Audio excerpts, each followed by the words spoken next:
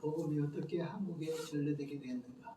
그러니까 선교사들보다 먼저 성경이 한국 사람에 의해서 번역됐다는 것. 특히 이수정에 의해서 일본에서 이렇게 번역됐다는 것. 이수정이가 번역한 성경을 초대교회 선교사들이 들고 와서 복음을 했다는 것. 그리고 한국교회가 최초로 세워진 것은 선교사들에 의해서 세워진 것이 아니라 선교사들의 이전에 중국에 가서 상인들이 맥킨타이어 박사나 로스 선교사의 밑에서 한국어를 가르쳐주면서 세례를 받고 그들이 돌아와서 서울의 교회에다가 서울의 교회를 세우게 됐다는 것. 성경도 선교사들 오기 전에 한국 사람 선행했어. 교회도 선교사들이 들어오기 전에 먼저 한국 교회가 한국인들에 의해서 세워졌다는 것. 그러면서 우리가 생각할 때는 우리가 복음이 언제부터일까라고 하면 우리는 흔히 잘못하면 아펜셀라와 언도드 선교사에 의해서 복음이 시작됐다 이렇게 하지만 그렇지 않다. 그 이전에 이미 토마스 선교사가 대동강에 핏불에 순교하면서 성경을 나눠주고 외쳤는 복음을 전했는데 죽어가면서 전한 복음에 의해서 한국교회 그들이 예수를 믿고 심지어 박충근 같은 사람은 토마스 선교사를 목을 쳐 죽인 망난인데 그 사람도 예수를 믿었다. 이런 것들을 생각할 수가 있어요.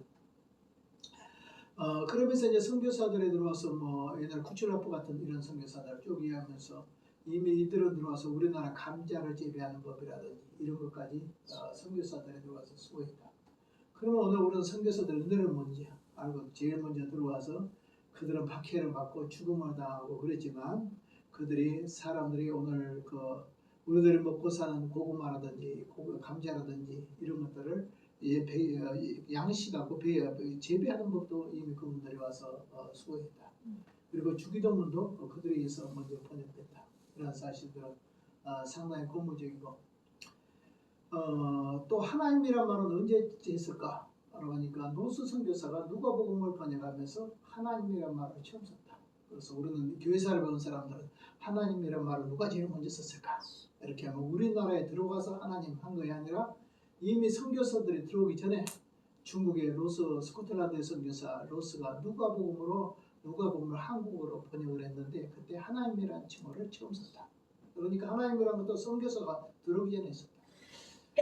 이런 것들도 이제 나중에 한국교회에서 어떻게 받아들일까 이렇게 했더니 장로교회 언도드 선교사들을 중심으로 인해서 우리 기독교의 복음의 참신의 이름은 무엇을 할까 이렇게 할 때 많은 사람들은 천주로 하자. 그럼 천주교가 똑같이 됐어요. 천주로 했다고. 근데 우리 나라는 어떻게 하냐면 하나님으로 한다. 그럼 어떻게 하나님이 할 수 있느냐? 하나는 수니까 수에다가 어떻게 님을 붙이냐? 그럼 수가 우상숭배 되는 거 아니야? 예를 들어서 수에서 10이면 10님 해야 되는가? 100이면 100님 해야 되는가? 만은 만님 해야 되는가? 근데 하나에다가 님을 붙여서 하나님 할 수 있는가? 그 당시에 무슨 뭐예요? 하나 쓰고 띄고 님 이었어요. 하나 띄고 님. 지금 붙여서 하나님 이렇게 했지만 이런 개념을 언도드 선교사가 들어와서 하나밖에 없으신 분이다 라는 의미에서 하나님이라고 씁니다. 이런 것을 만들었다. 그 다음에 이제 선교사들이 쭉 들어가지고 어떻게 했냐. 그러면 제일 먼저 우리나라 선교사들이 감리교나 아펜셀라나 언도드 선교사가 들어오기 전에 의료 선교사들이 먼저 들어갔다. 의료 선교사들에서 고전과의 관계 일을 잘해서 결국 강연을 세우고 이런 것들 그 다음에 나중에 이것이 재중원이 되고 재중원이 나중에 또 변해서 강연으로 가고 이것이 나중에 세브란스라는 사람에 의해서 15,000불의 돈을 지원해서 세브란스 병원이라는 것이 되고 이것이 나중에는 지금 현재 연세대 오늘 병원이 부속병원이 됐다. 이런 것들. 그러면서 선교사들이 들어와서 이제 복음을 쭉 전했는데 선교사들의 크게 흐름은 몇 가지로 나올 수 있는데 제일 먼저 북장로교다. 그 다음에 북감리교다. 그 다음에 남장로교다. 남감리교다. 그 다음에 호주 장로교다. 그 다음에 캐나다 장로교다. 그러면 이제 북장로교는 어디로 전했을까라고 하면 그 당시에 선교 구역을 이제 좀 나오는데 선교 구역을 정했어요. 왜냐하면 선교사들이 들어서 마찰하지 않도록. 그래가지고 서울이나 수도권의 평양이나 이런 데로는 주로 감리교나 같이 공동지역으로 했어요. 그러나 이제 대부분 보면 장로교 선교사들은 보면 여기 인천이나 그다음에 서울이나 개성이나 평양이나 이런 중심으로 해서는 북장로교다. 그다음에 남장로교는 어디냐? 그러니까 충청도하고 특별히 전라도다. 그럼 호주 장로교는 어디냐? 경상남북도다. 그다음에 이제 감리교는 어디일까? 감리교는 강원도 지역에, 충청도 지역에 이쪽이다. 그다음에 쭉 보면서 이제 그러면 캐나다 장로교는 어디냐? 어디라 했죠? 캐나다 장로교는 이북 쪽이다. 그런데 가장 그 당시에 그 신학이 자유주의 영향을 받은 사람들이 캐나다 장로교다. 캐나다 장로교 출신들이 나중에는 기독교 장로교의 그 우니카 목사나 이런 사람들의 어머니, 아버지 그 사람들이 캐나다 장로교에 복음을 받은 사람들이고 그들이 나중에 기독교 장로교를 세웠고 이런 면에서 바라볼 때 바로 자유주의 신학 밑에서 복음을 받아들인 사람들은 자유주의 신학을 떠나지 못하게 되었다. 이런 것들을 알 수가 있겠어요. 그러면서 이제 그 외에도 이제 선교교는 어떻게 되느냐? 선교는 원래 동양 선교 일본의 선교사들에 가서 복음을 받는데 그것이 동양 선교이다. 동양 선교. 동양 선교가 이제 한국에 들어와서는 동양 선교교회가 된다. 그러니까 동양 선교교회가 나중에는 이제 한참 지나서 뭐냐면 동양 선결교회가 된다. 그다음에 이것이 나중에는 지금 현재 대한 기독교 선결교. 여기서 또 나온 것이 대한 예수교 선결교. 대한 기독교 선결교는 알고 보면 WCC죠. 그다음에 예수교 선결교는 WCC에 들어가지 않는 거. 그렇게 돼서 기독교 선결교는 어디냐? 현재 서울신학대야. 그다음에 예수교 선결교는 어디냐? 여기 명학에 가면 선결대학교 거기다. 감리교도 이제 감리교도 우리나라에 선교사들이 있었고 그랬지만 침례교 같은 데는 어떠냐? 침례교는 제일 먼저 동학교이다. 동학교회,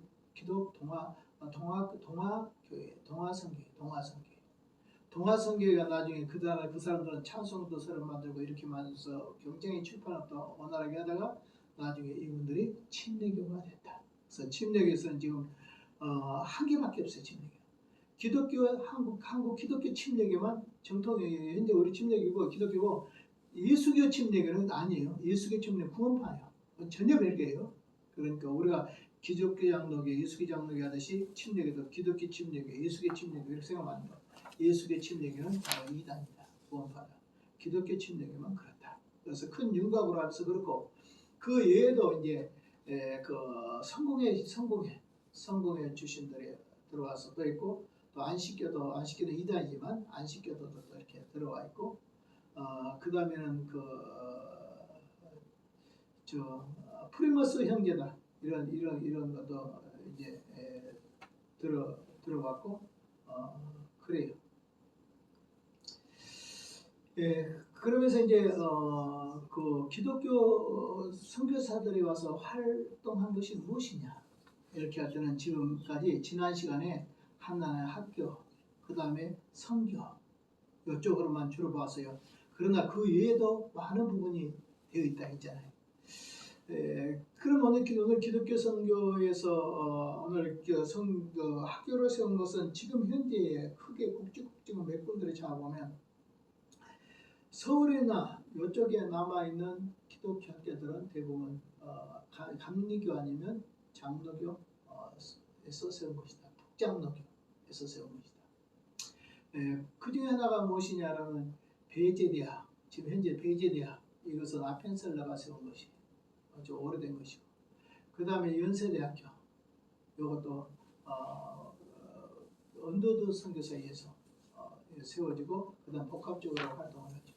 그 다음에 이화여대 이것도 누구냐면 명성황후가 너희들 배꼽처럼 순결해라 깨끗해라 명랑해라 이런 의미에서 지어진 것이다.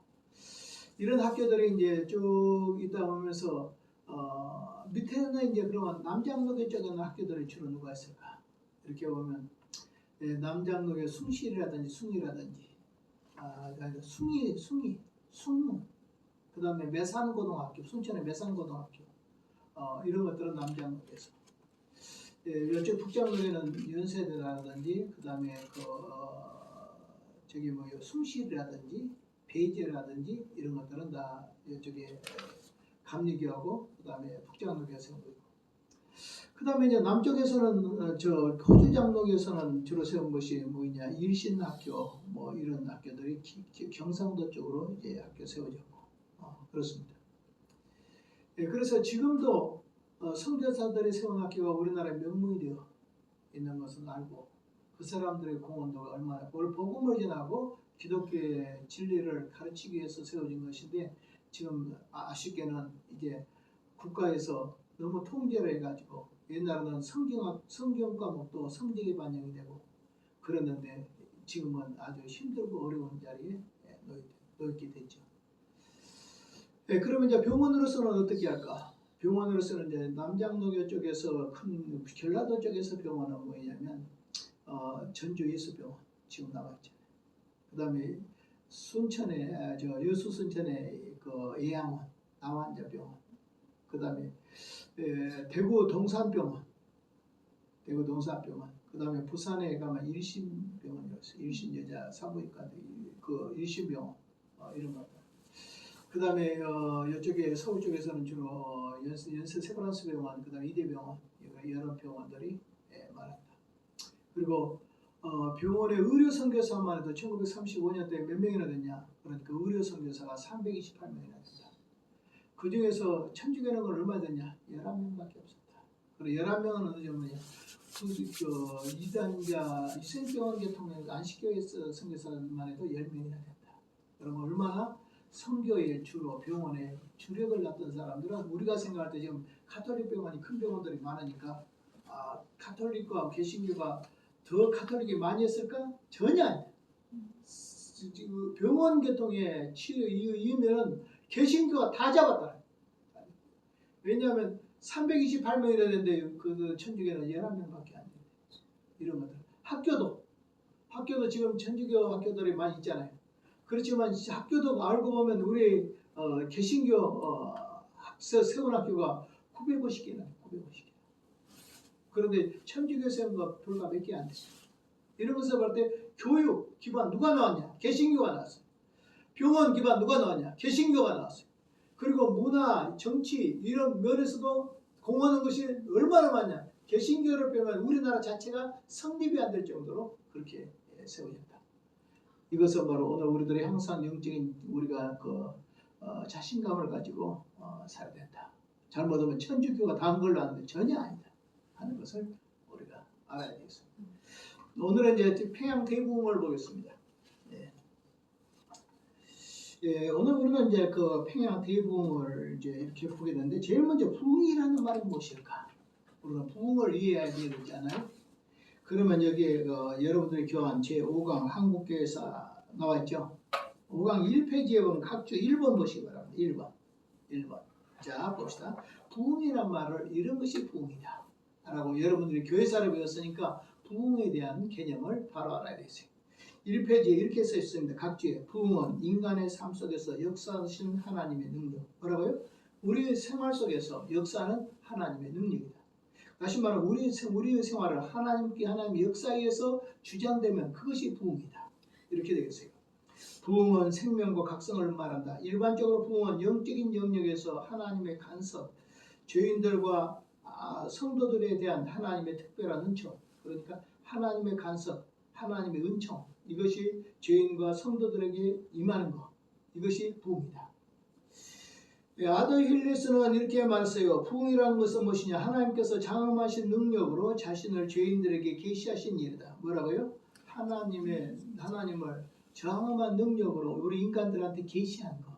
다시 말해 하나님 자신이 우리들을 통하여 하나님 자신을 드러내신 것, 교회를 통해서 하나님 자신을 드러내는 것, 하나님 역사를 드러내는 것, 이것이 부흥이다. 이렇게 생각할 수 있겠습니다. 그래서 1859년 웨일즈 부흥 기간 중에 사람들은 이렇게 말했어요. 사람으로 충만한 게 하나님으로 충만한 게 이거 봅니다. 참 잘했죠. 교회 안에 하나님은 그 사람만 가져가는데 하나님이 없어. 그게 아니다. 부흥은 하나님으로 충만한 교회, 사람으로 충만한 교회. 예, 사람 다시 한번 섞으면 어떻게 해요? 우리 안에 하나님의 충만. 이것이 부흥이다. 그러니까 부흥이라는 개념이 이제 와닿지 않아요. 우리는 생각할 때 몇 명 모여 헌금 많이 넣어 이게 부흥이라고 생각하는데 그게 아니고 우리 속에 하나님으로 충만. 그 다음에 교회 안에 하나님의 충만, 교회 안에 사람의 충만. 이것이 바로 부흥이다. 이렇게 생각할 수 있겠습니다. 로이드 존슨 목사는 말하기를 부흥이라는 것은 성령께서 비상한 역사를 통해서 교회의 생활 속에서 체험하는 현상, 즉 성령의 역사로 교회 안에서 하나님을 체험하는 것. 이게 부흥이다. 체험. 그러니까 관념의 신앙이 체험의 신앙이 되는 것. 이게 바로 부흥이다. 1903년, 1904년, 1906년 간헐적인 부흥이 있었지만 1907년 평양 대부흥의 역사에 닿았다. 이때 부흥은 단순히 수적인 성장이나 외적인 성장이 아니라 영적 변화의 각성이다. 영적 변화 각성. 성장이 점진적이라면 부흥은 도련적이다. 그러니까 다시 말하면 교회가 조금씩 부흥하는 것은 부흥이라고 한다. 부흥이라는 건 성령이만 뭐야 확 뒤집어져. 사람들이 그냥 하루아침에 그냥 쫙 펴내버려. 하나님 말씀. 사람이 막 설치던 것이 아니라 사람이 조용해져. 하나님의 역사가 아니다. 인간의 역사가 조용해져야 하나님의 역사가 아니다. 인간의 말이 교회에서 광채 쌓으면서 하나님의 역사가 아니다. 하나님의 말씀이 교회 안에서 왕노릇해야 돼. 예수님이 교회 안에서 왕노릇해야 돼. 이것이 부흥. 이런 속에서 믿는 사람들도 많아지고 그런 수적인 역사도 오는 것이지. 그래서 부흥이라는 것은 수에 연관시키는 것이 아니라 질에 연관시켜. 그래서 질에 부흥이 오면 수의 역사도 온다. 우리는 거꾸로 생각하죠. 수가 있으면 질에 있다. 이렇게 있죠. 그래서 수를 채워봤죠. 우리나라에. 총동원교회에서 막 겁나게 구두 티켓을 팔고 막 주면서 심지어 성지 수리까지 보내준다고 했는데 교회가 부흥됐어요? 부흥 안 되잖아요. 수가 있다고 부흥된 거 아니에요. 제일 먼저 우리들 질이 변해야 돼. 그 다음에 질이 변하면 수도 온다 하는 거예요. 네, 그래서 부흥의 개념을 이렇게 이렇게 정돈을 했습니다. 그러니까 특별히 5강에서 평양 대부흥 중심으로 이제 살펴보도록 하겠습니다. 11번 여러분 교환에 1907년 한국교회 부흥운동 여기에 보면 이 내용이 제가 쓴 책에 회개와 부흥이라는 책이 이번에 과제로 읽으란 거죠. 과제로 읽으란 책이 보면 거기 나온 책이 참고책이 있는데 1907년 한국을 휩쓴 성령의 불길 이것은 캐나다 선교사 조나단 고포스라는 선교사가 부흥운동이 일어날 때 그것을 이렇게 스케치한 거예요. 그 책이 째맨에 그 하나 사보면 참 좋을 건데 1907년 앞에 한국을 휩쓴 성령의 불길이라는 책이 한 70페이지쯤 될까? 근데 그 책이 너무 좋아요. 그 책 보면 하나님의 성령이 어떤 데는 복음도 안 전했는데 어떤 사람들 대구 같은 데 어떤 지역의 교회들은 사람들이 성경을 한권 가져왔어. 교회도 없어. 근데 성경을 돌아가면서 읽었어. 근데 그 동네가 다 예수님 믿었어요. 그러니까 성경이 교회보다 먼저 들어와가지고 교회를 세웠대. 이런 역사가 바로 부흥. 또 보면은 이제 다시 쓴 교회사 이상규 박사가 쓴 다시 쓴 교회사. 그 다음에 성결교회 이만신 교수가 쓴 교회 성장과 부흥이 이런 내용을 가지고 제가 이 내용을 교환을 정리했습니다. 먼저 발단 보겠습니다. 어떻게 오늘 부흥이 왔을까?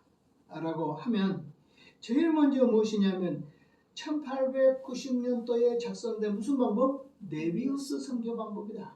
맞아. 네비우스 선교 방법이 바로 부흥을 가져왔다 하는 것이에요. 그러면 네비우스 선교 정체가 무엇일까요? 자리 뭐예요? 자리 자체 자자. 이것에 의해서 결국 부흥이 왔다 하는 거예요.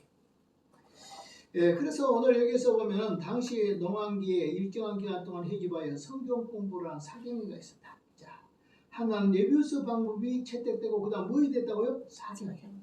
성경 공부를 위해서 농한기 때 공부했는데 보통 14일 때로는 한 달 가까이 매일 성경 공부를 하고 한 것이 바로 이런 역사입니다. 선교 정책과 함께 레위의 성경 사경에 이것이었다 하는 거예요. 그러면서 사경의 특징은 뭐냐? 농한교에 모여서 성경을 연구하는 단기의 성경학교 형태다. 오늘 알고 보면 우리가 여름 성경학교 이거 듣죠? 알고 보면 사경이에요. 아이들한테 사경이에요. 또 지금 신년 부흥회가 알죠? 알고 보면 신년 부흥회가 아니라 원래 사경이에요. 사경. 원래 부흥회를 한다는 거 아니에요. 부흥회는 뭐냐? 사람들과 막 흥분시켜서 어떤 막 체험을 강요하는 것이 아니라 성경을 차근차근 가르치면 성령의 역사가 일어나서 그 역사로 의해서 사람들이 전도를 하죠. 전도를 해서 교회가 부흥되는 거예요. 수적으로 알고 보면 말씀을 가르쳐서 성령의 역사가 일어나게 하는 게 가장 정상적이거든. 그래서 나는 부흥회라는 것보다 사경회가 그래서 사경회를 찾고 성경을 가르쳐서 사경의 역사가 일어나야 된다 하는 겁니다. 뭐 박수 쳐 할렐루야 뭐고 그래 그거야 안 돼. 그거야 안 돼. 그건 잘못하면 오순절일처럼 가고 그건 잘못하면 인간의 감성을 자극해가지고 결국 그것도 신비적으로 빠져버리는 잘못된 길이 된다. 그래서 성령 체험이라는 것이 알고 보면 어떤 막 황홀의 체험이 아니에요. 그렇다고 하는 것은 저 불가나 저런 사람도 체험해요. 다 체험해요. 철학자들도 체험해요. 오늘 잡종교도 다 체험해요. 그런 체험. 무당도 신 체험하잖아요. 신임제 체험하잖아요. 그거야. 우리 그런 체험이 아니에요. 그러나 오늘 성령이 임하면 말씀이 깨달아지고 그 말씀이 나의 생각을 지배하고 그 말씀이 내 마음을 지배하고 그 말씀이 나의 삶을 지배해서 말씀대로 깨달아지고 말씀대로 느껴지고 말씀대로 사라지는 역사가 성령의 체험이에요. 이것은 그러니까 말씀이 없이는 아무것도 일어나지 않아. 이런 사경이가 오늘날 다시 일어나야 되는데 부흥회는 막 사람 웃기는 이야기 쓰고 이상한 이야기 쓰면서 막 부흥강사 스타 소위 이런 것들이 생겨가지고 한국을 막 지금 부흥교회가 부흥사 스타 그 어디가 있어요? 담임 목사가 차근차근 성경을 가르쳐서 담임 목사를 통해서 교회가 부흥하는 역사가 일어나야 되는 줄 믿습니다. 다른데 외부에 초청하는 사람으로 통해서 교회를 부흥시키려면 안 돼요. 자기 담임 목사로 통하여 성경을 가르쳐서 성도들에게 성령의 역사가 일어나가지고 교회가 예수 믿고 변화되는 역사들이 일어나고 전도하는 역사가 일어나고 구원하는 역사가 일어나고 감사하고 헌신하는 역사가 일어나야 되는데 이것을 우리들은 뭐냐 외부 강사를 불러서 한번 하려고 하면 안 돼요. 그 사람들은 한 번은 가버려요. 그러면 다시 그 불이 꺼져. 그러니까 항상 본교회 목사를 통해서 그와 같은 역사들이 일어나야 된다 하는 거예요. 자, 그래서 어떻게 합니까? 전국 각지에서 개최했습니다. 성경 교육이 부족했던 시기에 오늘 중요한 교육기관의 역할을 하는 것이 사경입니다. 먼 지역에서도 심지어 어떻게 하느냐, 막 70리, 80, 100리를 왔거든요. 그러면서 교회에서 대접한 거 아니에요. 자기들이 와서 쌀 가지고 와서 밥 해먹고 참 부흥에 참석, 집회에 참석해서 은혜 받고 돌아가고 그렇게 하는 거예요. 전도지조차도 교회에서 안 줘. 자기들이 교회 안에 매서인, 권서인이라는 전도지나 성경을 파는 직분이 있는데 매서인이나 권서인한테 전도지를 사요. 그 당시에는 쪽복음이니까 마가복음, 누가복음, 마태복음 이런 것들을 해가지고 짊어지고 돌아다니면서 전도도 1시간 하는 거 아니라 아침부터 해가 질 때까지 자기 밥 먹고 하루 종일 전도하는데 그것이 날렵어. 그래가지고 어떤 부흥회를 사경회라고 하면 10일을 작정하면 열흘 동안 아침부터 복음 전해야 돼. 자기가 혼자. 그걸 잘 따고 다녀. 자기가 혼자 갔다 와. 그 다음에 20일 작정하면 20일, 30일을 작정하면 30일을 해야 돼. 그렇게 하니까 하나님의 역사가 일어나잖아요. 그 당시. 그리고 사경회도 이제 하고 나면 집회는 어떻게 했냐. 저녁에는 사람들을 초청해다가 전도에다가 부흥회를 해. 사경은 은혜 받는 주로 일을 해. 그러면 그날 전도, 오후에 전도해, 오전에 전도해, 오후에 전도해가지고 저녁에 바로 나와가지고 그날 예수 믿게 되니까 오늘날 우리가 토요일날 한번 언제 전해놓으면 다음 주일까지 한참 지나면 다 믿음 시기까지 교회 안 합니다. 그러니까 영혼 전도와 영혼 구원을 잘 연결시키는 일을 했다. 오늘날도 그렇게 해야 되지 않을까. 우리 같은 경우는 지난주에 나 전도했는데 한 사람 전도했어요. 데려왔어요. 중국 사람. 어머니는 중국 사람, 아버지는 한국 사람. 34살짜리 정충국이라는 사람을 데려왔어. 주일날 데려왔어. 그런데 다음 주일날 나오라면 다음 주일날까지는 시간이 너무 길잖아. 그러면 믿음이 식어버려. 교회 안 나오려고 막 그래. 대부분 애들은 전도할 때는 나온다고 했는데 안 나와. 그러니까 사경이라면 어떻게 했냐면 그날 전도해가지고 그날 저녁이 되는 거야. 그리고 저녁에 또 성경 공부하고 또 역사하고 그러니까 그날 은혜를 받고 마음에 결정하고 교회에 나와버렸어. 그리고 교회 나온 상태에서 다음에 나오려면 쉽지 않아요. 이렇게 오히려 옛날에 참 성도들이 지혜로웠다. 이런 것들을 볼 수가 있겠습니다. 자, 그다음에 이제 제일 처음에 네비우스 성경 방법과 그다음에 사경회가 오늘 부흥의 발단입니다. 그러면 부흥의 첫째 우리는 평양 대부흥보다 먼저 있는 부흥이 있어요. 그것이 무엇이냐? 1903년 원산 대부흥입니다. 원산 대부흥. 원산 대부흥이라는 것은 어떻게 일어났냐 그러면 1903년에 일어나요. 자, 평양 대부흥은 1907년. 그러면 평양 대부흥보다 4년 전에 원산에서 1903년에 감리교 선교사 하디 선교사를 통해서 나타나죠. 이때 주로 어디서 나왔냐면 선교사들이 그 해외에 중국에 있는 선교사들이 한국에 이제 저 휴가처럼 왔는데 여자분 선교사, 감리교 선교사, 그다음에 장로교 이자 선교사 이 사람들이 한국에 나와가지고 목사님을 한번 모셔다 우리 기도회도 하고 말씀을 들읍시다 해가지고 모신 사람이 하디 선교사예요. 감리교 하디 선교사를 모셔서 오늘 여기에 보니까 감리교 선교사 화이트 여자분이에요. 그 다음에 캐나다 장로교 선교사 누구요? 맥컬리 이런 사람들이 하디 선교사를 모시고 오늘 기도회를 하고 그런 일을 시작했습니다. 그때 어떻게 했냐면 하디 선교사가 있잖아요. 성경을 가르치다가 자기가 회심을 해요. 그러니까 그날 성경 공부에 참석했다는 여기 감리교 여자 선교사, 캐나다 장로교 선교사 이런 사람들도 은혜 받았지만 말씀을 가르치는 자기가 은혜를 받아버렸어. 가르치다가 은혜를 받아버려 자기가 회개운동을 해요. 자기가 회개운동이 일어나니까 그 사람들이 안에서 다 회개운동이 일어나고 그 회개운동이 나중에 원산 전체에 퍼져가지고 원산의 대부분이 가져버렸어. 그러니까 누구로부터 은혜를 받아야 된다? 오늘 우리는 말씀을 전하는 사람으로부터 은혜를 받아야 된다. 우리는 늘 잘못하고 나로 통해서 증거돼가지고 내 설교로 듣고 다른 사람들이 은혜를 받아라고 생각하지만 가장 중요한 것은 뭐냐? 말씀을 증거한 사람이 은혜를 받아야 말씀을 듣는 사람도 은혜를 받는다. 그러면 하디 선교사는 오늘 어떻게 했을까요? 자기가 이 사람이 강원도에서 감리교 선교사로 활동했는데 선교를 했는데 열매가 없었어요. 열매가 없대. 그때 자기 죄를 고백해. 내가 교만했다. 교만한 건 뭐냐? 차별이. 자기가 생각하는 나는 미국에서 아주 문화시설 최고 대학에서 공부하고 딱 왔는데 여기 보니까 전부 일장무식들이야. 그러니까 차별했어. 너희들은 무시한 사람들. 그러니까 사람 무시하면 나는 내가 교만해져야 되지. 나는 교만해가지고 다른 사람 무시하면서 복음 전하는데 역사하겠습니까?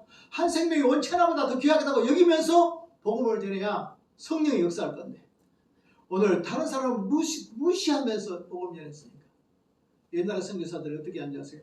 한국 사람 아이들하고 놀지도 못하겠어. 자기 자식들이.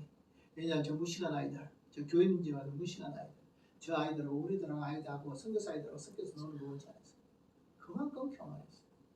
언덕 위에 하얀 집 짓고 살던 그 선교사들, 초창기 선교사들은 헌신하고 고생도 많이 했지만 나중에 후대 선교사들은 오늘날 우리나라 선교사들이 필리핀이나 이런 데 가서 가정부도 들고 심부름꾼도 들고 기종로로 나가는 거하고 똑같아요. 자, 보겠습니다.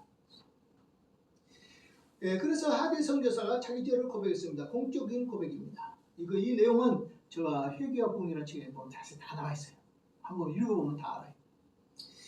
교만한 죄를 회개했습니다. 심령이 강팍한 죄를 회개했습니다. 믿음이 연약한 죄를 회개했습니다. 이 죄를 회개함으로 말미암아 회개 운동이 일어났습니다. 그러니까 부흥의 기점은 어디서부터? 하디 선교사로부터. 그 다음 제일 처음 얻은 하디 선교사가 감리교 여자 선교사들이 한국에 나와서 그 다음에 캐나다 여자 선교사들의 여자 선교사들의 부흥의 기도회를 인도해 주다가 오늘 하디 선교사가 은혜 받고 자기 죄를 회개하고 그 다음에 이후 회개 운동이 원산에 붙어서 원산의 부흥의 불길이 붙었다. 그것이 몇 년도다? 1903년도 원산대붕을 가져왔다 하는 거예요. 1904년입니다. 1903년에서 이제 원산의 붕이 부르기 시작했고 1904년에 교단연합회를 했습니다. 그 교단연합회가 어디냐 그러면 장로교, 감리교, 침례교 이 세 교단이 연합을 해서 오늘 사경회를 했어요. 사경회. 이때 캐나다 오늘 이 장로교 선교사 업아력입니다. 업아력. 근데 알고 보면 여기 보면 로브라고 써 있죠. 로브 선교사 있죠. 원 이름은 로브고 한국 이름은 업아력. 업아력 선교사가 오늘 성령 체험을 하고 그 가운데 금식하고 통회하고 심지어 길을 걸어가면서도 죄를 회개하면서 길을 걸어다니는 있으니까 이 선교사 성령이 가지고 그러면서 자기 죄를 회개하면서 복음을 전해. 회개하면서 나는 이와 같은 죄인입니다. 그래서 그런데 예수를 믿고 구원을 받았어요. 여러분 또 예수 믿고 구원 받으시기 바랍니다. 심지어 옛날에 보면 김덕신 목사님이라 쓴 다윗의 참여로 우리들의 참여로 이런 책이 있는데 그 책에 보면 심지어 그 당시에 저기 초대 그 사람 그 깡패 조직 이런 사람들이 여기 등에다가 나는 죄인입니다. 나는 여러분들에게 돌에 맞아 죽을 죄인입니다. 그래가지고 그 죄인이라 글을 써가지고 등대에다 붙이고 다녔대. 그래 다니면서 그러면서 회개. 그러니까 저놈에 가서 옛날에 조직 깡패라는 거 다 알잖아요. 못된 일하는 거 다 알잖아요. 자기 죄를 회개하면서 전도하니까 사람들이 예수 믿는 사람들이 많아졌어요. 이렇게 자기 죄를 회개하기를 두려워하지 않았어요. 오늘은 우리의 죄가 드러날까 싶어서 막 죄를 전부 감추고 교회 안에서도 죄를 감추고 교회 안에서조차도 회개를 못하는 이 지역이 되었기 때문에 한국교회가 회개가 사라지니까 부흥이 사라졌다 하는 내용이 제가 쓴 회개와 부흥이라는 책에 나와 있는 내용입니다. 자, 그 다음 보겠습니다. 그래서 이때 그 원산연합 대부흥회 때 사경회 때 성령 체험한 사람이 오늘 캐나다 장로교 선교사 업아력 원 이름으로는 로브. 그 다음에 전계은이라는 사람도 이 사람 철학이도 하고 원산거리로 돌아다니면서 울면서 회개하고 전도했대. 전계은이라는 사람. 그 다음에 한 사람은 무엇이냐 그러니까 정춘수라는 사람. 이 사람들이 회개의 처음에 불씨가 되었다. 원산대 기운 그것에 부흥이 되었다 하는 것을 볼 수가 있습니다. 그래서 이 페이지에 보면 이렇게 말했습니다. 감리교의 정춘수도 그 이 부분을 왕래하면서 감격과 열의로 성령 은사를 선포했다. 제가 쓴 책에 교회 거룩함과 회개라는 책에 그렇게 나와 있습니다. 전계은이라는 사람도 이렇게 보면 뭐라고 써있냐. 전계은도 보면 그는 여러 날 금식하고 통회하고 길을 걸어가면서 큰 소리로 기도하고 통회자고 했다. 그 길을 걸어다니면서도 회개하고 통회하면서 이렇게 전도하면서 다녔다.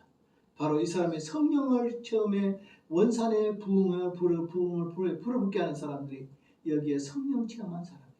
그럼 오늘날도 어떻게 되겠어요? 오늘날도 우리가 성령 체험의 역사가 일어나야 오늘 교회가 부흥한다. 교회는 무엇이냐? 성령 운동이 일어나야 된다 하는 것을 우리가 생각할 수 있겠습니다. 그리고 또 평양대부흥의 운동력이 된 것은 무엇이냐면 원산대부흥의 운동이 일어났는데 원산대부흥 속에서 웨일즈의 부흥 소식을 듣습니다. 미국의 선교사 존 스톤트는 이게 영국에서 그 당시에 영국 웨일즈의 대부흥이 일어났는데 영국 웨일즈의 대부흥 운동의 이야기를 여기 한국에 와서 선교사도 전합니다. 영국의 부흥에 불이 붙었다. 우리 한국에도 다시 기도하면 부흥에 불이 붙는다. 이렇게 해가지고 영국의 부흥에 불이 붙는 것처럼 우리 한국에서도 부흥에 불이 붙게 해달라. 그래서 알고 보면 아까 말한 대로 네비우스 성전체, 그 다음에는 하나는 무엇이냐면 사경회, 그 다음에 하나는 선교사들의 정오기도회 이에 의해서 오늘 성령의 불이 붙었다. 그리고 그의 부흥에 불이 붙는 것은 불씨는 어디냐라고 하면 하대 선교사의 성경 기도회에 그 성경 공부로부터 붙여가지고 그 다음에 여기에 한 사람들이 누구냐? 어바려, 그 다음에 전계은, 그 다음에 정춘수 이런 사람들이 은혜를 받고 결국 평양 원산 대붕의 불씨가 되었다 하는 것. 그 다음에 이제 평양 대붕의 것을 이제 보겠습니다. 2페이지 중간입니다. 평양 대붕의 전개는 어떻게 했냐? 선교사들의 준비가 됐어요. 하나는 하디 감리교회 부흥의 은혜를 받은 하디 선교사를 초청해서 부흥회를 했습니다. 그 다음에 선교사들의 정오기도를 했어요. 지속적으로 정오기도를 하고 또 하디 선교사의 통한 집회를 통해서 평양 부흥의 운동이 시작됐다 하는 겁니다. 그 다음에 두 번째로는 어디냐 그러니까 평양 장대현 교회에서 일어난 부흥입니다. 평양 장대현 교회에서 일어난 부흥이에요. 기간은 1907년 1월 6일에서 10일까지고 결정적인 기간은 1907년 1월 14일인데 이때 이기람 선교사가 설교한 후 20명의 사람들이 모여서 기도하는 가운데 성령의 불이 붙었습니다. 이런 역사가 일어났습니다.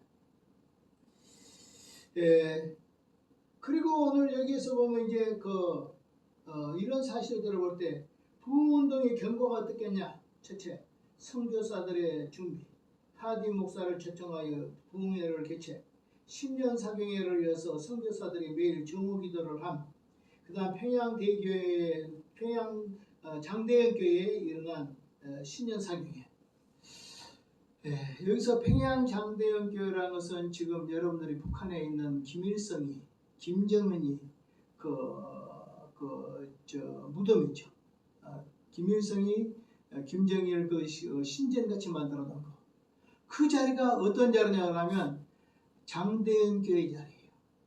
장대현 교회 자리가 성령의 평양 부흥운동의 성령의 운동이 일어난 것이에요. 이것을 공산주의자들이 와가지고 김일성이, 김정은이 이런 사람이 와가지고 오늘 거기를 평양 장대현 교회 터를 완전히 바로 우상숭배, 공산주의 우상숭배의 신전으로 삼아버렸죠. 이것은 아주 공산주의가 교회를 이겼다라는 선언, 교회를 정복해버렸다는 선언. 왜냐하면 교회 자리에다가 바로 지금 현재 신전을 세워놨어요. 지금 김일성의 동상, 김정은의 동상을 지금 거기에다가 세워놓고 거기다 제사 지내고 그 짓을 하고 있잖아요. 앞으로 우리도 어떻게 되겠어요? 북한의 복음이 다시 일어나가지고 김일성이 있던 그 신전 그거 싹 밀어버리고 다시 평양 장대현 교회가 세워져야 될 줄로 믿습니다. 그렇게 세워져야 됩니다. 평양 장대현 교회 신년사경회 1907년 1월 6일 열흘간 평양 장대현 교회에서 신년사경회가 열렸어요. 1월 14일 모든 예기에 성령의 강림을 체험했습니다. 성령의 폭포수가 때를 기다리고 있었는데 주님 때는 그때는 1907년 1월 14일 월요일날 저녁 집회했어요.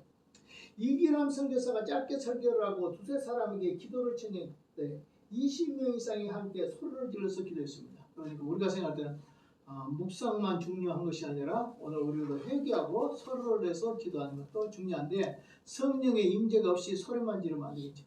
오늘 이들은 그렇게 기도했다.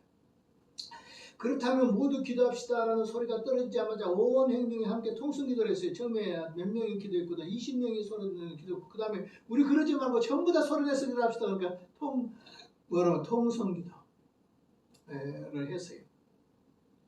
그때 뭐라고 말하냐? 많은 물소리가 쏟아지는 것 같다. 통성기도가 얼마나 간절하고 뜨거웠는지. 이기람 선교사는 이렇게 말했습니다. 사람들이 일어서서 자기 죄를 자각하고 막 넘어지는 그런 이제 죄의식에서 넘어지는 사람도 있었고 그다음 땅을 치는 사람도 있었다. 어떤 때는 죄를 자복한 후에 청중들이 통성기도를 했고 통성기도 결과 형언할 수 없는 일들이 생겼다. 그리고 다시 또 죄를 자복하고 온 청중들은 울음바다가 되었다. 이렇게 기도회는 새벽 2시까지 오늘 자백, 울음, 기도로 계속되었다. 이 내용은 제가 쓴 책의 교회의 걸어감과 회개란 책에 보면 이런 내용이 나와 있습니다. 이 평양 대부흥은 거기서 끝나지 않냐고 전국적인 부흥회로 확성됐습니다. 남녀노소, 유무식, 선교사, 국내 교역자, 그 다음에 이 천주교 신자까지, 신교, 구교까지, 천주교 신자들까지 부흥에 불었었어요. 그때 평양 대부흥이 일어날 때요, 신부들이 와서 수녀들이 와가지고 거기에 참석해서 은혜 받고 막 변화하고 그런 역사였고, 심지어 어떤 때는 누구도 들어왔냐면 절에 중들이 들어와가지고 그날 막 은혜 받는 역사가 일어나고, 심지어 어떤 일이냐면 옛날에 보면 일본 형사가 교회 가면 죄를 잡고 간다더라. 그러니까 죄인을 잡아야 되겠다. 죄를 잡아갈 때 건수를 잡아야 되겠다 해서 죄인을 잡으려고 회개하는 자리에 교회에 들어왔다가, 그때에 일본의 형사가 그 자기 죄를 회개하고 예수 믿는 역사도 일어났다. 그러니까 성령의 역사가 얼마나 뜨겁게 불탔느냐. 신부들도 수녀들도, 그 다음에 절의 중까지, 그리고 일본의 형사들까지 교회에 들어와서 성령 받고 예수 믿고 부흥하는 역사가 그때도 일어났다. 오늘 그런 역사가 일어나면 얼마나 좋을까요? 코로나 오니까 동사무소 직원들이 와가지고 사진 찍어가고 막 가지고 놀았는데, 그것들이 들어와서 그냥 꿀 안고 그냥 회개하고 예수 믿는 역사가 일어날 수 있다면 얼마나 좋겠어요. 평양 대부흥은 그런 역사가 일어났는데, 오늘 교회 안에 이런 역사가 일어나길 바랍니다. 우리 교회도 보면 밑에가 제일 아래층이 무당이 살고, 1층이 이단이 살고, 3층이 우리가 사는데, 이단이 나간 것이 아니라, 이단이 영에 나간 것이 아니라 하도 이단이 교회를 물건을 했었더니 지난 3월 5일 날 무당이 나갔어. 그 다음에는 8월 5일 날 안상홍 증인 그 사람들이 밤 10시 반까지 공부하거든요. 어마어마하거든 세력들이. 그 사람들이 또 나가요. 그럼 우리 교회가 이제 다시 2층에서 이제 우리 교회가 아래층으로 내려가면 이제 현재는 우리만 있게 돼. 어찌 보면 우리가 쫓아낸 것이 아니고 하나님이 쫓아낸 것이지. 네, 이렇게 돼. 평양 대부흥도 그와 같았다 이 말이에요. 막 절의 중들도 와서 회개하고 있습니다. 그 다음에 신부들도 들어와, 수녀들도 들어와, 그리고 절의 중들도 들어와. 그 당시에 재밌는 건요, 사경회를 했는데요, 비가 왔어요. 비가 오니까 어디로 간지 아세요? 절간으로 갔어. 산에서 하다가 절간에 가서 절 빈터에 가가지고 있잖아요. 절에 처마 밑에 거기서 집회를 해가지고요, 거기서 절에서 부흥회를 한 일도 있었어요. 이런 일도. 오늘 우리는 교회 안에서도 제대로 못하는 성령의 불이 좀 임해야 되겠어요. 그래서 이제 평양 대부흥은 끝나지 않냐고 계속했는데, 평양 대부흥에서 이제 조만식 장로가 처음에 이제 부흥회를 하죠. 그럴 때 죄를 잡게 뭐라고 말하냐면, 자기 친구가 죽으면서 내가 죽으면서 재산을 좀 내주라 그랬어요. 그러니까 오늘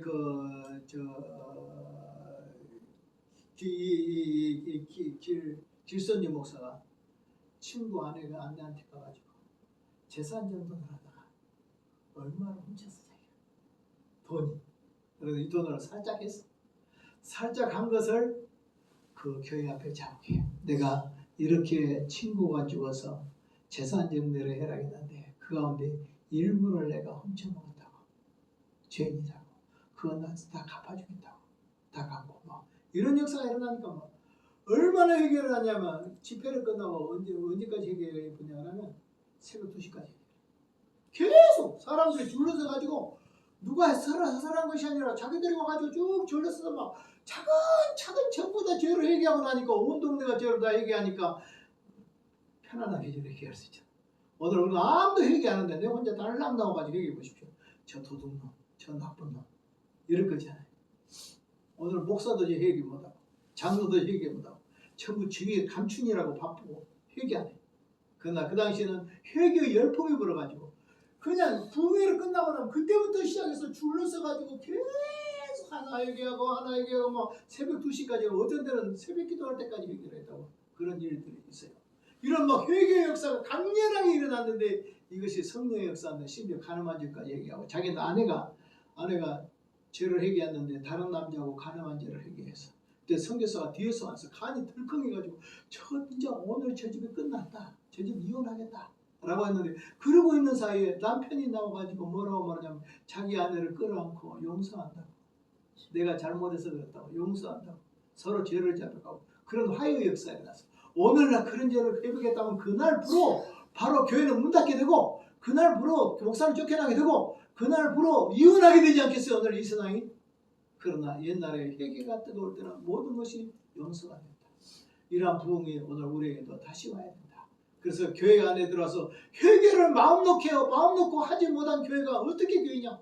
회개는 마음속으로 해라. 그리고 입 벌려서 회개하지 마라. 이런 교회가 오늘날 되었으니까 오늘 죄를 감추는데 이런 교회들이 되어버렸으니까 얼마나 회개도 교회 안에서 마음대로 할 수 없는 교회가 됐다는 사실은 슬픈 사실이다. 이렇게 되겠습니다. 자, 이러한 이제 회개 운동은 어떻게 됩니까? 자기죄, 과실, 자복, 그 다음에 반복한 죄를 회개, 비상한 체험의 죄를 회개합니다. 사랑하지 못한 걸 회개해요. 그리고 사랑이 생겨요. 봉사가 생겨요. 새 능력을 받아요. 학교가 2주간이나 심지어 학교에도 불이 붙었어. 이거 붕이 교회만 붙은 것이 아니라 학교 심지어 학교에 고등학교, 여자 고등학교, 남자 고등학교, 대학교 이런 데까지 불이 붙어가지고 학교 수업을 못하고 학교가 수업을 못하고 2주 동안 학교를 휴교를 하고 회개 역사가 일어났어요. 이런 역사가 안 일어날까요? 작년인가 재작년에 아시죠? 미국에 에지버리 그 대학에 일어났을 때 학교 공부 안 했잖아요. 아마 한 달 정도 안 했어요. 한 달 정도 안 하고 계속 회개 어떤 사람들은 유사하게 잘못된 것이다 이런 사람도 있는데 동성연애도 있었다 그래서 잘못됐다 이렇게 하는데 회개 성령의 역사가 없이는 그렇게 회개할 수 있나요? 사람들이 그래가지고 박영규 교수 같은 분들은 그것은 회개 운동이다. 그런데 비방한 사람들은 그거 회개 운동이 아니고 사탄의 역사다 이렇게 하는 거야. 이렇게 하는데 나는 그렇지 않다고 생각해. 주로 어떤 사람이든지 간에 회개의 역사가 일어난 것은 성령의 역사가 일어난 것이다. 심지어 학교가 대학에 수업을 못하고 그게 감리교거든요. 그 감리교에서 일어난 거예요. 미국에. 감리교의 그것이 그 학교가 주기적으로 회개 운동이 일어나면 몇 년 만에 이런 회개 운동이 일어난 걸 보았습니다. 오늘도 그러한 회개 역사가 우리나라에도 일어나야 된다 하는 겁니다. 자, 그래서 회개 운동이 일어나니까 일반 사무가 중지되고 그 다음에 상가가 문을 닫게 돼버리고 기도하는 일만 힘쓰게 됐고 그 다음에 이런 회개 운동은 어떠냐 만주까지 갔어요. 만주까지. 그 다음에 만주의 봉천까지 가게 되고 여러 교회 중국의 여러 도시까지 회개가 퍼졌고 그리고 많은 교회들이 회개하고 돌아온 역사가 일어났다. 그 다음에 이제 결과입니다. 평가입니다. 과연 평양 대부흥이 부흥인가 하는 것을 제가 아까 회개와 부흥이라는 책에 보면 써놨어요. 거기 맨 마지막 장에 평양 대부흥은 부흥이다. 부흥이란 것은 무엇이냐? 삶이 변한 것이다. 그럼 어떤 것이 변했냐? 그것을 25가지로 정돈을 했습니다. 그래서 지금까지 일어난 부흥과 부흥의 모델로 평양 대부흥운동을 잡고 그 다음에 평양 대부흥운동을 25가지로 정리를 해가지고 써놓은 책이 여러분들이 오늘 읽으라고 한 책이에요. 꼭 읽어보세요. 읽어보시면 맨 마지막 장에 평양 대부흥은 이와 같은 25가지의 역사가 일어났다. 오늘도 이러한 역사가 우리에게 일어나야 된다 하는 겁니다. 자, 보겠습니다. 그 다음에 이게 부흥에 대한 평가입니다. 제일 먼저 전도의 역사가 일어났어요. 평양 대부흥이 일어나니까 전도 역사가 일어났어요. 활발한 전도 운동이 일어났고 그 다음에 날련보례 사람들이 스스로 날련보례 했다. 그리고 100만인의 구령 운동이 일어났다. 여기 보면 이런 내용이 나옵니다. 글로 써놨어요. 1907년 평양 1907년 한국을 휩쓴 부흥의 불길 48페이지에서 49페이지 내용을 제가 여기 써놨습니다. 자, 여기 보겠습니다. 우리들은 동해안에서 열렸을 때 부흥회 때 구원받은 한 모 상인이 한 해 동안에 조그마한 기독교 지역사회를 12군데쯤 살렸다. 그러니까 무슨 말이에요? 1년 동안 기독교 지역 사회를 12개쯤 설립했다. 그 지역의 사회들 중에서 하나는 무엇이냐? 회심자가 17명이 나왔다. 보세요. 어떤 학생은 한 달 동안 복음을 듣지 못하는 곳에 전도해가지고 100명의 영혼을 건졌다. 한 아이들. 은혜 받은 한 아이들. 평양 대부흥이나 이런 부흥회에 참석해가지고 학교 학생 아이가 방황하게 되니까 내가 교회가 없는 곳에 전도하러 갈 거야. 누가 잘한 것이 아니라 스스로 교회가 없는 지역에 전도하러 가서 이 아이가 한 달 동안 전도하는 아이를 몇 명을 전도했냐 그러면 100명을 전도했다. 100명을 전도하는 역사가 일어났다. 은혜 받은 한 아이가 누구 부모가 한 것도 아니고 자기 스스로가 가지고 100명을 전도하는 역사가 한 달 동안 일어났다. 그 다음에 다른 학생은 날마다 적어도 6사람에게 구원의 복음을 전하기로 하고 결심한 결과 9개월이 될 무렵에 무려 3,000명에게 복음을 전했다. 어떤 데서는 학생 한 명이 6사람을 내가 전도해 구원해야 되겠다라고 마음 먹고 9개월을 전도했는데 무려 사람을 3,000명에게 복음을 전했다. 이런 역사가 있습니다. 길손주 목사는 새벽 기도를 통해서 새벽 기도를 제일 먼저 실시한 분이 길손주 목사거든요. 그러니까 한국교회 우리가 그 새벽 기도는 누가 했지? 그러면 길손주 목사에 의해서 오늘 한국교회가 새벽 기도가 했다. 이렇게 하면 됩니다. 그러면 길손주 목사 때 어떤 역사가 일어났느냐? 그러니까 이 목사가 서간문에 보면 8세에서 9세 꼬마들까지 학교를 끝마치고 거리에서 나와서 행인의 손매를 붙잡고 눈물을 흘리면서 예언했다. 예수 믿으라고. 심지어 8살에서 9살짜리 꼬마들이 학교 공부 마치고 거리에 나와서 지나가는 사람들의 손을 붙잡고 눈물로 예수 믿어야 된다고. 예수 안 믿으면 지옥 간다고. 이렇게 외치는 역사가 일어났다. 그 이야기 보면 이런 나옵니다. 최근 3, 4일 동안 400명이 나와서 그리스도를 신앙에 고백했다. 무려 300명, 400명이나 나와서 오늘 교회가 이런 역사가 일어났다 하는 것입니다. 그래서 평양의 대부흥을 통해서 결과적으로 첫째는 부흥의 역사, 두 번째는 양적인 팽창이 일어났다. 있는 사람들이 많아졌다 이 말이에요. 그 당시에 보면 이런 내용이 나왔어요. 1907년 한국을 입선 부흥의 불길 51쪽에 보면 우리 교회가 너무 비좁아서 1,500명을 수용할 수 있는 예배당을 세우려고 계획하고 있다. 그러니까 교회가 좁아서 새로운 교회를 지었는데 그 새로운 교회가 얼마나 크냐? 1,500명이 들어가는 교회를 지었다. 그러니까 옛날 교회는 교회가 좁아가지고 비좁아가지고 교회로 확장했는데 오늘날은 큰 교회를 지어놔가지고 사람들을 끌어들이려고 한다. 그건 잘못된 거죠. 그 당시에는 교회가 비좁아서 1,500명이 된 그런 교회를 수용하도록 그런 계획을 했다. 참석한 자들이 자기 호주머니를 털어서 바쳤다. 남자들은 시계를, 여자들은 장식품을 벗어서 바쳤다. 어떤 이들은 토지 문서를 갖다 바쳤다. 그들이 있는 곳에는 다 바치고 더 바칠 수 없는 것을 안타까워 물었다. 심지어 하나님 앞에 헌금하고 더 바칠 수 없어서 바칠 것이 없어서 울었다. 이 정도까지 되어 있습니다. 그 결과로 그들은 빚을 지지 않고 예배당을 세웠다. 그러니까 헌금 위해서 예배당을 세웠는데 오늘같이 은행에서 대출을 해서 세운 것이 아니라 성도들이 낸 헌금으로 교회를 지을 만큼 오늘 자립해서 교회가 지어질 정도로 그런 부흥이 일어났다. 그래서 결국 평양대부흥은 이렇게 수적으로도 확장되는 역사가 있다. 세 번째로 평양대부흥은 어느냐? 경건한 교회상의 확립이다. 순수한 신앙과 정신이 한국교회에 뿌리를 내리게 됐다. 다른 곳에서는 새 교회당의 헌당식에 선교사가 참석했는데 그 교회에서 50불의 부채가 있는 것을 알게 됐다. 그 교회 한 회원이 일어나서 말하기를 목사님 다음 주일날 50불을 제가 바쳐서 그 빚을 갚겠습니다.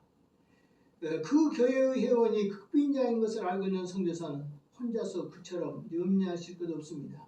우리가 다 같이 협력하면 멀지 않아서 빚을 갚게 될 것입니다. 그 다음 날 주일 이 가난한 교우는 50불을 바쳤다. 그 선교사는 놀라면서 어디서 돈을 구했느냐고 물었다. 염려하지 마십시오. 선교사님, 이것은 아주 깨끗한 돈입니다. 몇 주간 뒤에 선교사는 그 지방에 순회를 하다가 그 집에 들렸다. 남편이 어디 갔느냐 물었더니 들에 나가서 밭에 가서 밭에 가고 있는 중이라고 아이네가 대답했다. 들에 나갔던 선교사는 쟁기를 끌고 있는 아들과 쟁기를 조종하는 늙은 아버지를 봤다. 선교사가 놀라서 묻기를 그 노새는 어떻게 했소? 그 농부가 대답하기를 간단했습니다. 예수 그리스도의 교회가 세상 사람들에게 50불의 빚을 지고 있는 것을 제가 참아볼 수 없어서 내 노새를 팔아서 청산했습니다. 이런 내용이 바로 무엇이냐? 평양 대부흥의 역사들의 이야기다. 이렇게 성도들이 오늘 교회의 헌금도 철저히 했다. 교회에 헌신하는 사람들이 생겼다. 바로 경건한 교회상이 확립됐다 하는 거예요. 그 다음에 평양 대부흥과 같은 부흥으로 통해서 일어나는 부흥은 뭐 어떤 역사가 일어났냐 그러니까 한국인 신자들과 선교사들 가운데 화해가 일어났다. 오늘 교회 안에는 서로 화해가 안 되고 서로 반복하고 서로 미워하고 그런 관계가 교회 안에 많이 있잖아요. 파벌있잖아요. 그러나 초대교회 부흥의 운동이 일어날 때 신자들과 한국 신자들과 선교사들 사이에 하나가 되는 화해의 역사가 일어났다 하는 겁니다. 평양 집회의 화요일 1월 16일 밤에 김 장로가 앞으로 나가 강단을 잡고 교회의 장로 강유문뿐 아니라 박 목사, 박일환 선교사까지 미워한 죄를 오늘 고백했다. 그러니까 어떤 장로가 김 장로가 선교사들을 미워한 그러한 죄를 고백했다. 박 선교사로 돌아오면서 저를 용서해 주시겠습니까? 라고 고백을 하고 땅바닥에 쓰러져 몸부림쳤다. 박 선교사는 일어나 기도하기를 시작했다. 아버지 그 말 이상으로 잊지 못하였다. 그때 강한 성령의 임재가 내렸고 그에게 하늘로부터 하나님의 영이 우리 위에 강력히 능력으로 덮치는 것 같았다. 나는 김씨의 옆에 거꾸로져 울면서 과거에 결코 없었던 방식으로 기도했다. 어떤 이들은 바닥에 큰 대자로 누워 있었고 수백 명은 하늘을 향하여 손을 내뻗고 있었다. 그 주위에 다른 사람들은 아랑 곳이 없을 정도로 많았다. 각자 하나님을 면대하고 있었다. 수백 명이 하나님께 살려달라고 자비를 달라고 부르짖고 있었다. 그 두려운 소리를 나는 아직도 기억할 수 있었다. 그래서 이만신 교수가 쓴 교회 성장과 부흥이란 책 86쪽에 보면 그렇게 써 있습니다. 그 다음에 보겠습니다. 이러한 평양 대부흥으로 인도에 일어나니까 어떤 역사가 일어났을까요? 한국인들이 도덕적인 문장을 재무장을 했습니다. 교회와 교인들이 도덕적으로 항상 지대한 공헌을 했습니다. 평양 대부흥운동은 6번째로 말씀과 성령의 부흥운동의 모형을 제시했습니다. 강력한 공적 죄 고백을 통해서 회개의 역사가 이루어지는 현장에서 성도들은 영적인 수준과 신앙의 열심이 향상됐습니다. 교회의 신앙 수준은 높아졌고 미리 자상한 성경 교육이 있었으므로 광신자들은 거의 없었고 정신 이상과 같은 사람도 하나도 없었다. 다시 말하면 건전한 상태에서 건전한 정신 속에서 죄가 고백되고 회개의 운동이 일어났다 하는 겁니다. 수천 명의 신도가 올바른 마음의 자세로 배웠고 다수에게 성직의 소명을 받게. 그 당시 이제 목사 되겠다는 사람들도 많이 나타났다 이 말이에요. 그보다 더 많은 교회들이 성경 말씀을 공부하려고 무려 1000명씩 대집회에 한 군데서 거행됐고 수천 명이 글을 읽기를 배우고 기독교를 알아버리고 문의했다. 백낙준 박사가 쓴 한국교회사 48쪽에 보면 이렇게 기록되어 있습니다. 그 다음에 이제 평양 대부흥을 통해서 일어난 역사는 뭐냐? 교회가 연합하는 거예요. 교회가 서로 분열이 안 되고 교회들끼리 연합하는 운동이 일어났고, 그 다음에 이제 교회 내에 내적인 요소들이 변했어요. 소규모 집회에서 대규모 집회로 변화했고, 한국교회 주체가 한국교회 주체가 선교사에게서 한국인으로 넘어간다. 옛날에는 선교사가 한국교회를 이끌어갔는데 한국교회가 한국교회를 이끌어가는 이런 역사가 일어났다 하는 겁니다. 그 다음에 이제 평양 대부흥을 통해서 일어난 부흥의 역사는 성경 공부와 기도회가 오늘 부흥의 원동력이 되었다는 얘기입니다. 길선영 목사는 그 교회 장로들 한 사람과 함께 아무에게 알리지 않고 2달 동안 새벽 기도를 새벽 4시에 이렇게 했는데, 한국교회 새벽 기도는 1907년에 평양 대부흥과 더불어서 시작됐어요. 길선주 목사에게서. 그래서 한국교회가 공식으로 시작된 것은 1909년도에부터 새벽 기도가 시작됐다고 했어요. 1907년도에 부흥운동이 1909년도에 새벽기도가 우리나라에 세워졌다. 길선유 목사는 새벽기도는 기도가 계속되면서 입에서 입으로 소식이 전해졌다. 그 소식을 들은 이들은 하나 둘씩 오늘 기도에 합류하게 돼서 점점 참석한 사람들이 늘어났다. 이러한 상황이 되자 길선유 목사는 주일 오전 예배 때 누구든지 원하면 며칠 동안 새벽 4시 반까지 와서 기도할 수 있다고 합니다. 새벽 기도에 모인 교인들이 많은 교인들에게 알려진 이상 더 많은 이들이 기도에 동참해서 기도에 힘을 모은 것이 좋은 것이라고 판단했다. 새벽 4시 30분에 벨이 울리게 되었다. 그 이튿날 새벽 1시부터 사람들이 모이기 시작했다. 새벽 4시에 수백 명이 모였다. 새벽 4시 반에 벨이 울리자 400에서 500명이 모여서 기도했다. 며칠 후에 새벽 기도에 모인 숫자가 늘어서 600에서 700명 사이가 늘어날 정도로 오늘 새벽 기도에 대해 기도 운동이 일어난다. 이것이 바로 부흥입니다. 그래서 부흥의 운동이 일어나면 부흥도 기도 속에서 일어나고 부흥이 되면 기도의 역사가 더 불이 붙는 것을 볼 수가 있어요. 새벽 기도가 오늘 600명에서 700명까지 오늘 평양대장 교회 한 교회에 모였다. 이것은 아마 그 교회 전체가 그 정도 나와서 새벽 기도한 것이 아닌가 이렇게 생각이 됩니다. 이러한 역사는 박용 서울의 총신대학교의 평양 교회사 교수 평양대부흥운동 542쪽에 보면 이렇게 기록되어 있습니다. 한국교회 역사에 반응하는 능력을 준비하게 됐어요. 그리고 선교하는 교회가 확립됐습니다. 그 다음에는 이제 11번째로 평양대부흥운동에 이어서 백만구령운동이 일어났어요. 백만구령운동이. 왜 백만구령운동이 일어났을까 하니까 평양대부흥운동이 오래 못 가고 좀 지나니까 시들시들 불이 꺼져가고 있었어요.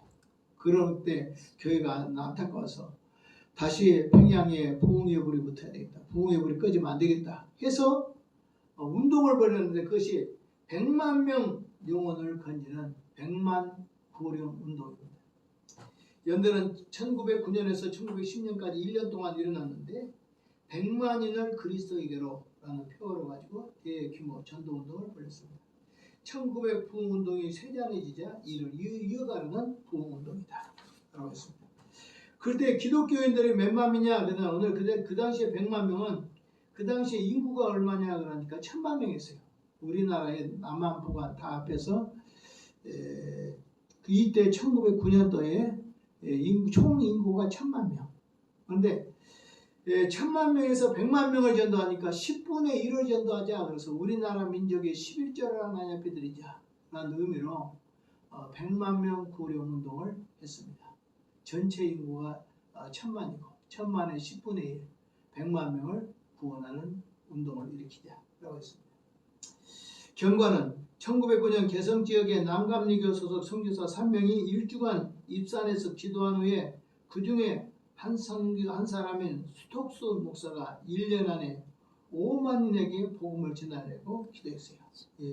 감리교 선교사 수톡수 선교사가 1년 안에 5만 명을 전도할 수 있도록 해주십시오 라고 기도했어요.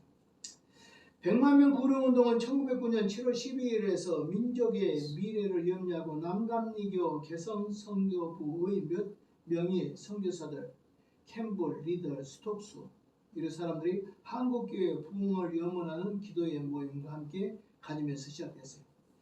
평양 대부흥의 열기가 시들어져 가면서 기도와 봉사에 대해서 자신들의 능력의 결핍을 깊이 염려한 이들은 남감리교 선교사들은 이 민족 가운데서 다시 한번 놀라운 부흥의 운동을 나타내야 한다고 기도했어요. 이들은 성경 공부와 기도로 일주일에 온전히 보내기로 결정을 했어요. 기도에 4일차 되던 날 한밤중까지 기도회가 계속되었고 그날 리더는 고백한 대로 우리 중 몇이 상당한 은혜를 받을 것이다. 그러나 이들은 그 정도로 만족하지 않고 하나님이 우리에게 심령에 응답하셔서 만족하실 때까지 간절히 기도했다. 성령께서 이들의 기도를 외면하지 않으셨다. 그래서 이 기도가 얼마나 뜨거웠냐 하는 것을 여기서 보면 알 수가 있습니다. 그래서 박용규 교수의 한국 기독교회사 925쪽에 보면 이런 내용이 나옵니다. 그래서 우리들은 매우 겸허하게 그리고 교만과 이기심과 불신앙과 같은 죄들을 고백하면서 하나님 앞에서 우리의 심령을 발가벗겨 놓은 상태에서 우리 각자가 새벽 4시까지 하나님 앞에 기다렸으며 그때에 하나님께서 매우 큰 은혜롭고 우리의 놀라운 형언할 수 없는 성령의 부으심을 허락하셔서 우리에게 심령의 정결함과 그분의 충만하심을 분명히 증거하게 하여 주셨고 우리로 하여금 말할 수 없는 영적 충만의 영광의 즐거움을 통하여 찬양하고 있다. 자, 1909년 9월에 제13차 난감리교 선교연합회는 서울에서 개최했는데 20만 명을 심령을 그리스도에게라는 표로 개최했습니다. 이 회의에서 폐회 직전에 복음주의 통합공회에서 100만 명의 심령을 그리스도에게라고 이렇게 정기했는데 자기들은 감리교 안에서도 20만 명을 그리스도에게로 이렇게 말했습니다. 그 당시에 신자가 어느 정도 되냐라면 약 8만 명인데요. 8만 명인데 그때 초교파적으로는 100만 명을 보내달라. 그냥 감리교에서는 20만 명을 보내달라. 그때 예수 믿는 사람이 전부 다 8만 명 정도밖에 안 되는데 이렇게 전도에 힘썼습니다. 방법은 뭐냐? 날연보 하루를 정하여 전도의 날로 정한 것이 날연보인데 황해도 재령에서 신청한 전도의 숫자가 얼마나 되냐? 황해도 해외 재령에서만 해도 전도 날연보 정한 것이 1만이 평양에서 1000명이 개인 전도에 헌신한 날수가 2만 여일 모두 10만 여일의 전도 일서를 정하고 그 다음에 전도문서 74만 권 전도문서가 74만 권 그 다음 마가복음, 쪽복음 이런 것들을 가지고 나가서 그들이 전도했다. 이렇게 되어 있습니다. 그래서 조금만 하면 이제 돼요. 이제 다 끝나가요. 이제 마지막 페이지 7페이지입니다. 7페이지. 민족의 자각을 운들어 깨웠다. 성령의 역사. 그 다음에 일체로 하여금 기독교의 탄압에서 구실을 줬다. 그 다음에 이제 105인의 사건이 그때 또 일어났다. 이런 거예요. 그래서 105인의 사건이 무엇인가 하는 것을 우리 교회 한국교회사를 배우면 이렇게 알 수가 있어요. 105인 사건. 그러니까 한번 상상해 보십시오. 그 당시에 우리나라 인구가 1000만이었는데 100만 명 정도. 그렇게 전도하면 11조, 민족의 11조를 전도하자. 이런 것이고. 100만 명은 그 당시에 기독교인들이 얼마 8만 명인데 기독교인들이 8만 명인데 감리교에서는 뭐라고 말하냐 20만 명을 전도하자. 그리고 8만 명이 기독교인밖에 안 되는데 초계파적으로는 100만 명을 전도하자. 그 모습 말은 내 웃기는 것이지. 그런 역사로 전도를 했고 교회가 그렇게 역사했다. 이것이 한국교회 부흥운동 속에 일어난 것이다. 쭉 보면 제일 먼저 정돈을 하면 제일 먼저 정도는 하디 선교사가 감리교회 이자 선교사, 캐나다 장로교회 이자 선교사가 더불어 기도회를 하다가 기도회를 인도하던 하디 선교사가 자기 죄를 회개하고 나니까 그 부흥이 그 사람들이 붙고 이것이 단지 원산의 대부흥이 붙고 원산의 부흥이 평양대 부흥이 오고 평양대 부흥이 전국적인 부흥이 와서 했지만 이 부흥이 몇 년을 못 간다. 평양대 부흥이 1907년이고 원산 부흥이 1903년인데 1909년 차 됐을 때 그러니까 평양대 부흥이 일어나서 2년쯤 지나고 나니까 벌써 부흥이 불이 꺼져가니까 위기를 일으키고 우리 다시 하자. 그래서 기도회하고 정옥이 돼요. 그 다음에 사경회하고 그리고 또 전도하자. 그래가지고 100만 명을 전도하자. 이렇게 해가지고 했어요. 100만 명은 안 되겠죠. 했지만 대단한 열정을 가지고 있고 그때 날연보 정도 갔어요. 날연보.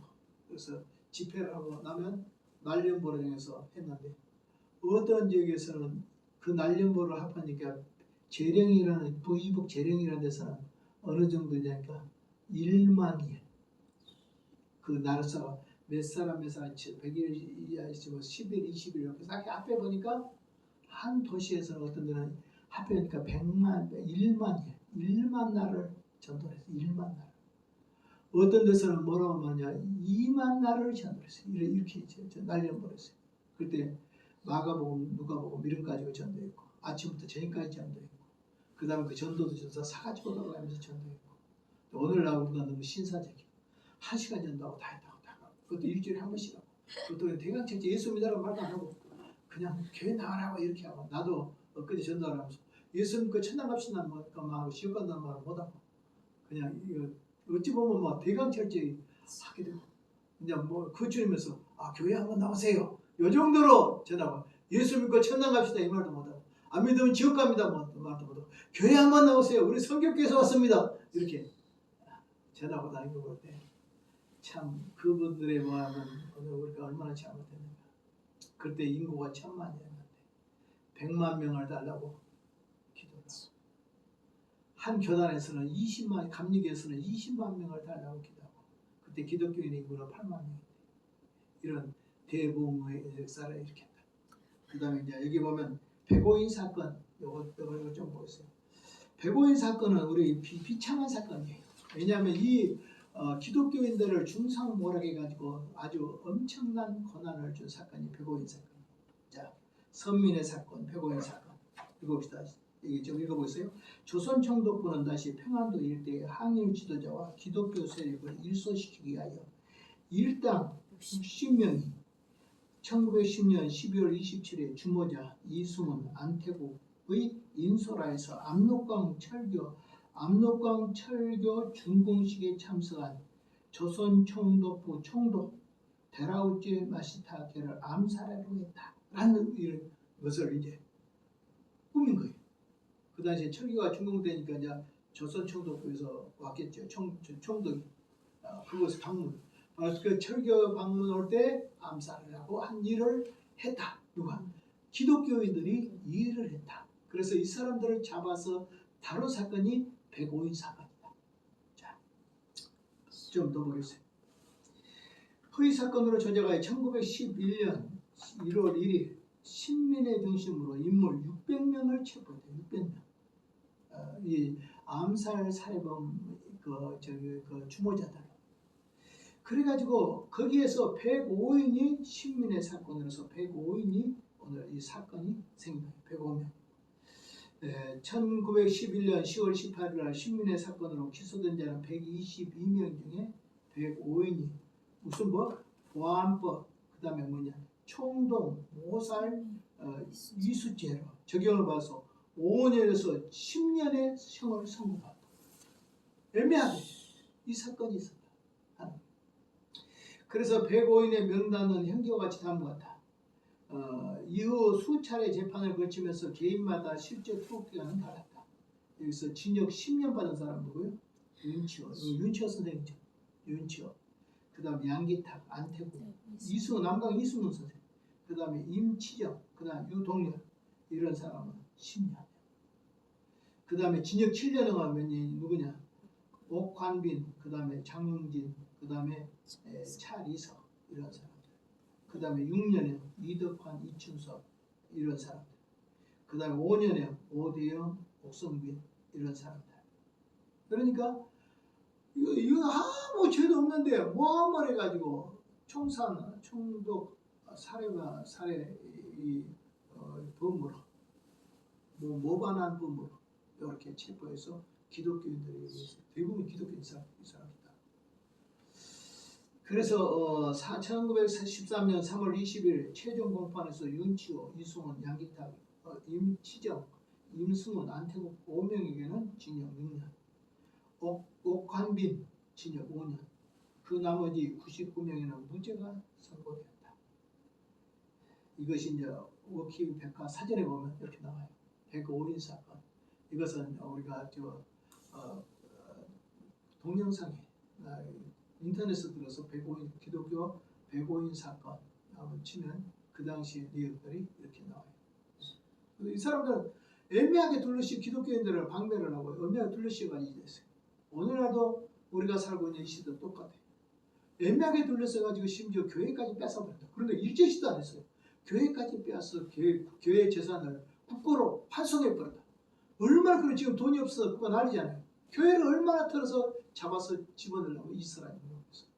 거기다 아주 어떤 목사들은 아양들하고 아부아냐라고 지난 부활절날 여의도 순복음교회에서 37개 교단들이 모였을 때 어느 누가 뭐라고 말하냐면 이재명 대통령이야말로 국가의 화합을 위해서 가장 실질적인 노력을 하신 아름다운 역사를 한 사람이다.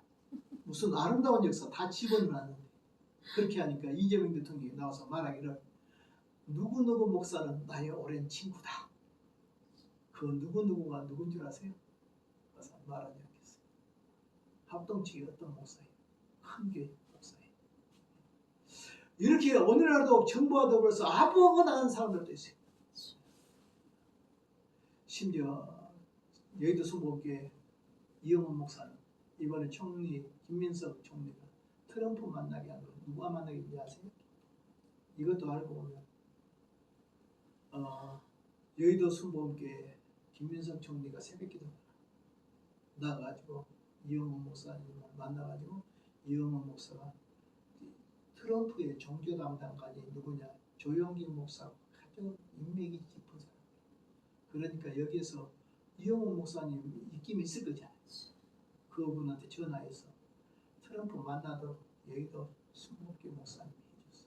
그래가지고 만나고 왔어. 그리고 그 자리에 누가 가냐?